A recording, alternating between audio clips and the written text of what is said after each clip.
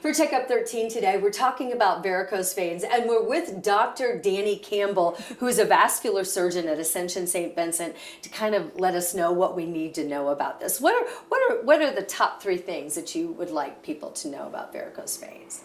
I think the biggest thing about varicose veins is that they can cause significant symptoms. So a lot of patients think that they're more unsightly and that they will only be treated cosmetically, and that's just not the case. We see a lot of patients who have lifestyle limitation from this after treatment have amazing benefit.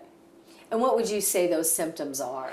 Yeah, so achy, heavy, fatigue, feeling leg, soreness or pain even over these varicose veins that you see.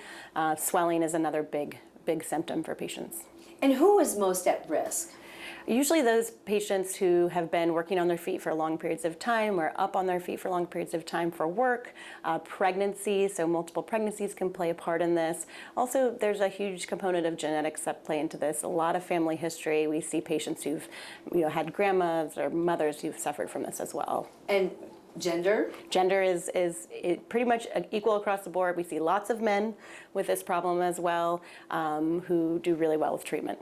So what are the treatment options now? Because this is something that has really evolved over time. Absolutely. So lots of people have heard of traditional vein stripping, which was a pretty invasive procedure. That is not the way this is done anymore. So we have different options for ablation, or a way to destroy this superficial vein that's causing the problem and leading to these varicoses. So a lot of patients, we use thermal ablation, which can be radiofrequency is what we usually use here, or laser. There's also options for chemical ablation. So we can use a foam, a polydocanol foam, to actually inject directly into these veins and treat them just here in the office too.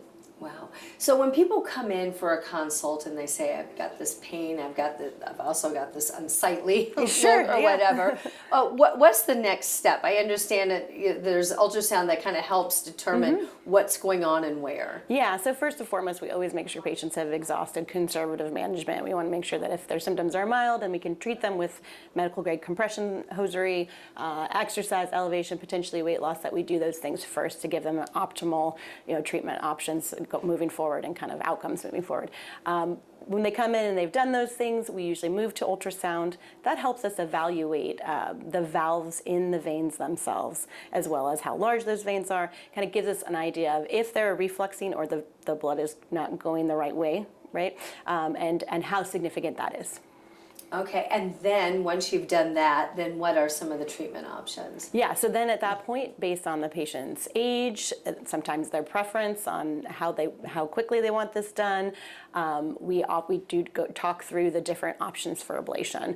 And like I said, that can be as easy as an in-office procedure with a polydocanol foam called Varithena, or we can do procedures in the operating room as well that are very non-invasive. So there's lots of options. Are there things that we can do for prevention, through pregnancy or through flying or things like that? Because I was just on a flight and people were like, oh, you got your compression socks on? I'm like, does that really make a difference? So yes, compression does make a difference. In fact, you will find that most surgeons, especially vascular surgeons, I wear compression every day that I operate when I'm standing. Through all 4 of my pregnancies, same thing. So it does make a difference to wear those, even prophylactically. For travel, it helps a lot with preventing blood clot, preventing swelling, but also long-term use of compression really does help prevent and treat venous insufficiency. And how is it that is preventative? So it's a graded compression, so it's a millimeter mercury graded, and it's basically helping those valves work as they should. So helping them kind of close and get that blood back up, to the deep system so it can be returned to the lungs and heart.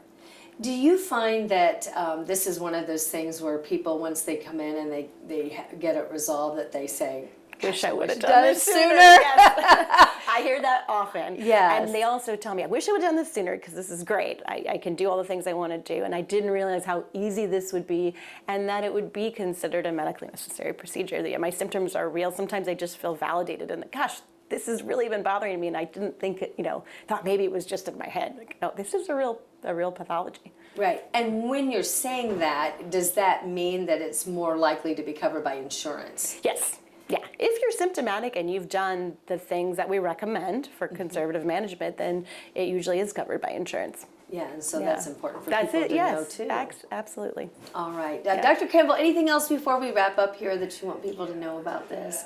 You live it every day. I know it's your passion. Yeah, no, just, if you have a question or concern, we're happy to see you. We'd love to discuss, some options for you. Not everybody needs a procedure, but, if you're having some of these symptoms, you're concerned about it, go get it checked out. Yeah, have a conversation with Absolutely. an expert. All right. Dr. Campbell, thank you. Thanks.